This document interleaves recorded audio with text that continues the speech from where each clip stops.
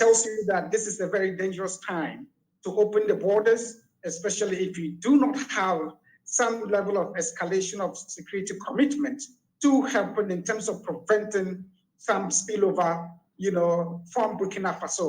What is happening in Burkina Faso is largely a product of a spillover effect from Mali. And Mali, to some extent, is largely a product of what happened in Libya.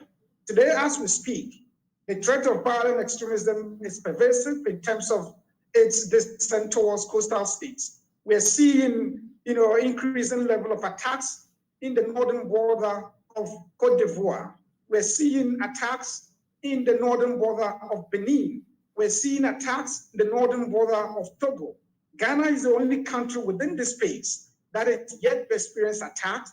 And we have every reason to believe that we are not in any way immune to attacks from any quarter or from Burkina Faso.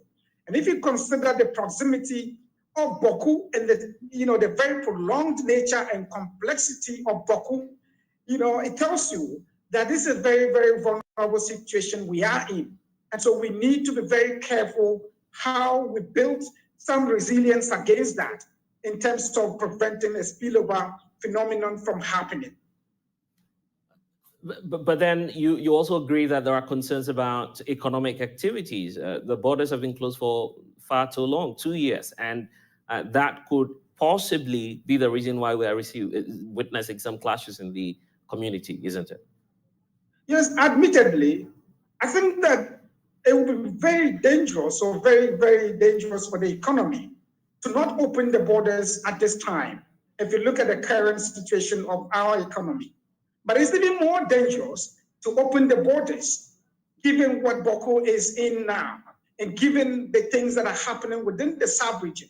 If you do not have a standby, very deliberate security programs to prevent a spillover from happening. All the countries that I've mentioned, the 5 countries in all, are currently experiencing terrorism from a phenomenon we call the spillover effect.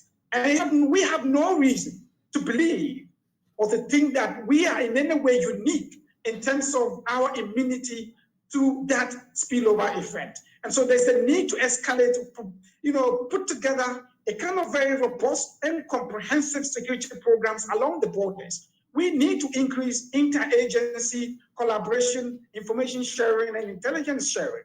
But more importantly, how do we engage local community members to help being part of the counterterrorism community, help in terms of giving leads and tips, and help law enforcement to intervene immediately in areas where they need to intervene to prevent, incidents from happening, or prevent, infiltration in terms of seeking to recruit local elements within the space. So what's the option now for the national security to consider? The option now is to beef up security, looking at it from both internal and external sources. Externally, we would have to increase our collaboration with our partners, with the Togolese, with the Ivory Coast authorities, with Burkina Faso authorities, to increase interagency collaboration and information sharing. We also need to look within and ensure local community actors are brought in, more involved role in terms of how they can help prevent any local incidents from happening. That is a comprehensive approach to dealing with it.